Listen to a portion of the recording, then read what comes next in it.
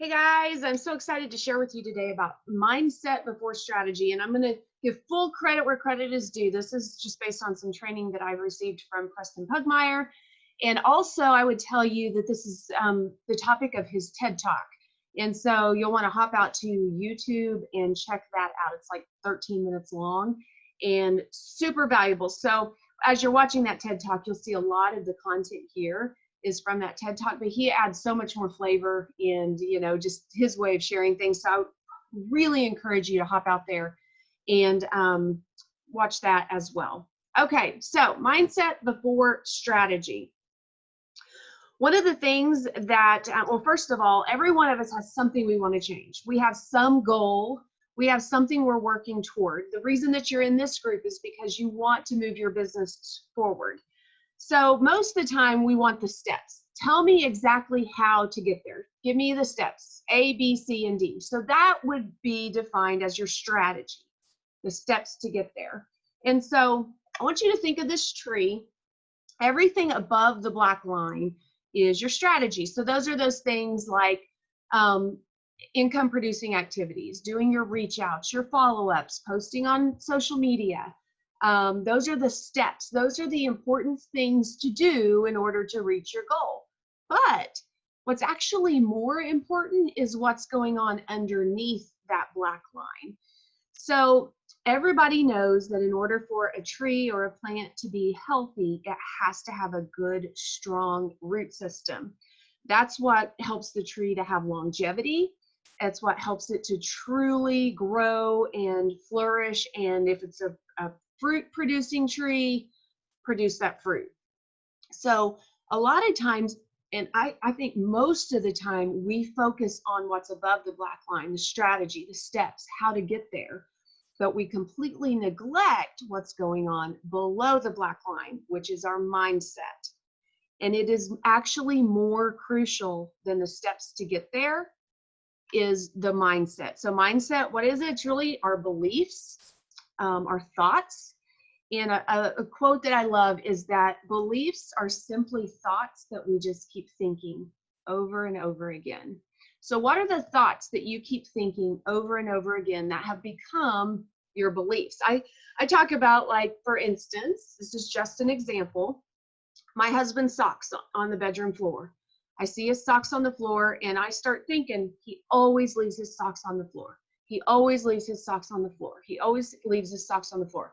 So I think that over and over and over, and then eventually that becomes my beliefs. He always leaves his socks on the floor. When in reality, he left his socks on the floor once, but the other 6 days of the week, he picks them up and puts them in the laundry. But I saw that once. I thought that over and over and over again. Now it's my belief that he always leaves his socks on the floor. This is just an example. He doesn't always leave his socks on the floor.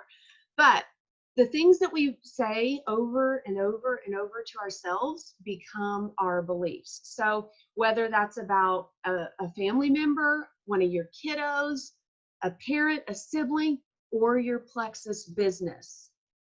I know so many people who say to me, nobody's ordering, nobody wants to work on my team, nobody's having success on the products. And they're telling them they're telling themselves that over and over and over again. So it's become their belief. It's become their belief that I have a dead team. My business isn't thriving. These products don't work. When in reality, that is not the case. That is just simply the thoughts that they've told themselves over and over and over again. So what I want to do is walk through 3 stages of mindset.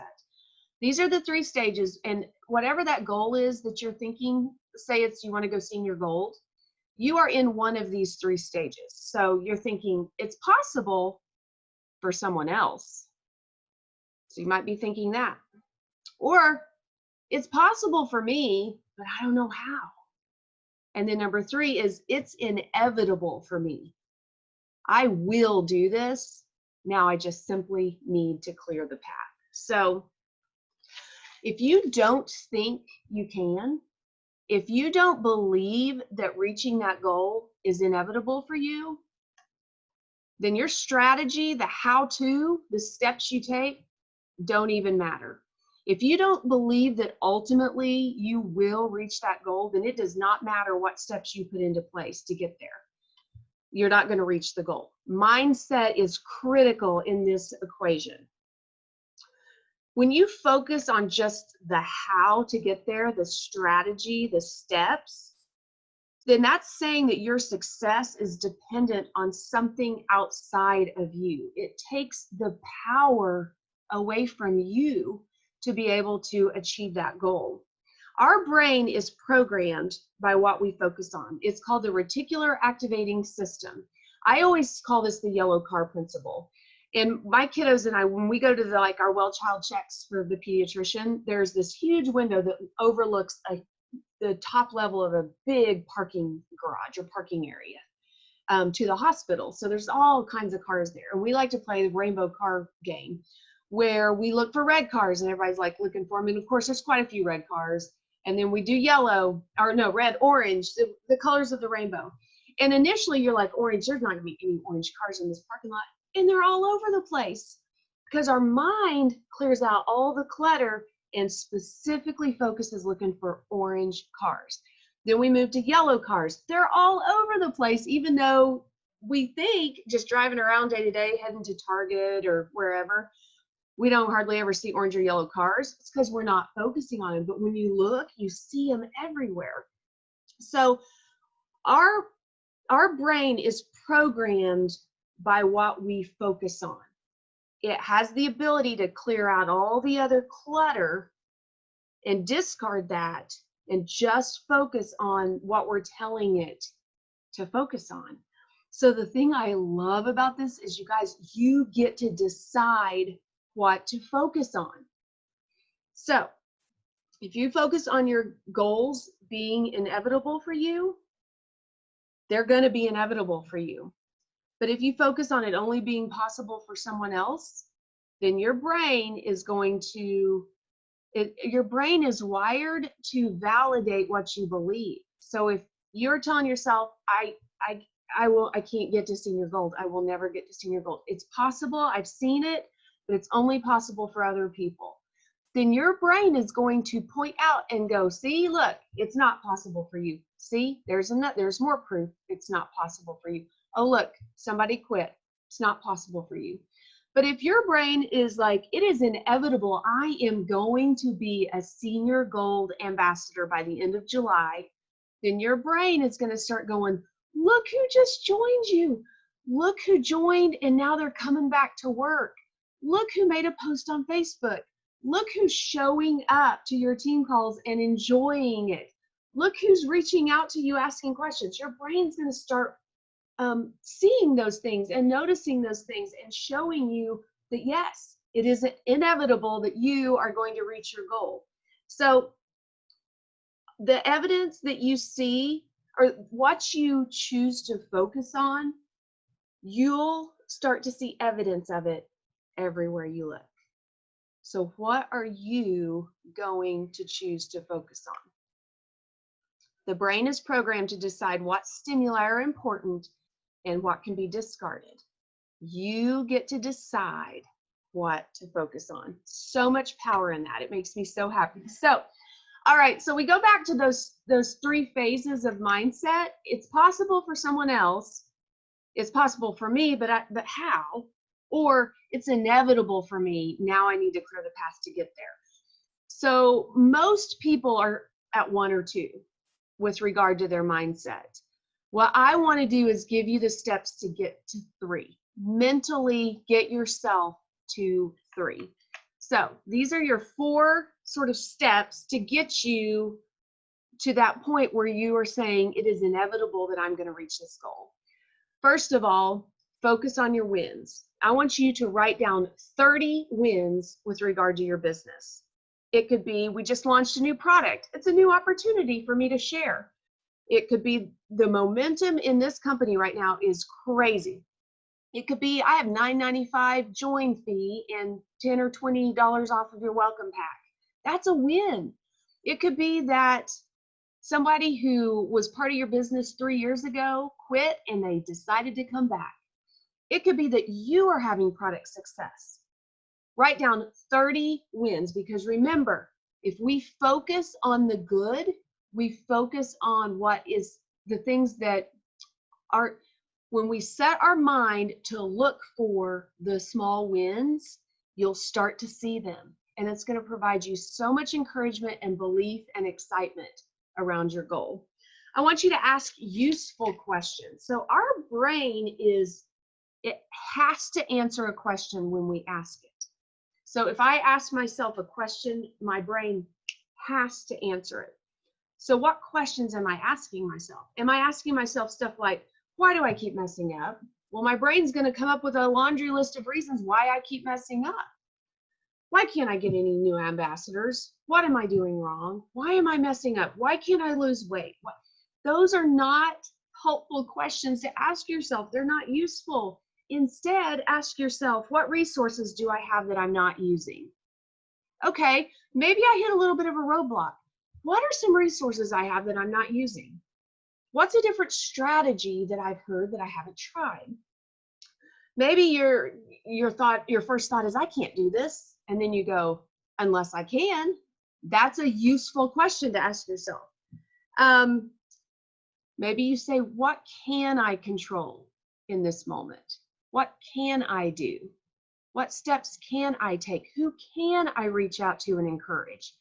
Who can I reach out to and see how they're doing? Who can I reach out to and just tell them thank you for having joined me 3 years ago, even though you aren't taking the products right now? Who can I? What can I do? Ask yourself useful questions that serve you and that get you to that inevitability as far as your goals are concerned. C, coach, get one. You guys, the best athletes, the CEOs, the people who are at the top of their game or their sport or whatever it is, I promise you, have a coach. The slowest way to achieve your goals is to try to get there all by yourself. Instead, reach out to people who've done it before you.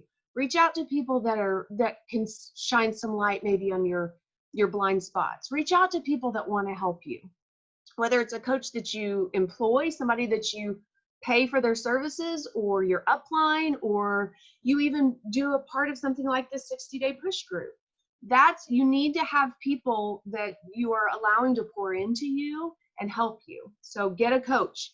And then take things off your plate that aren't serving you. And this could be things, it could be activities, it could be responsibilities that aren't helping you to get to your goal. Maybe you've just found yourself too busy with all kinds of other activities and things that you could say no to, things that potentially aren't bringing you a lot of joy or really helping you in your purpose in life. You can say no to those. People, we all, we're the most like the 5 people we spend the most time with. Who are you spending your time with? Are they people who ask useful questions or negative? Are they people who focus on wins, yours included, and theirs?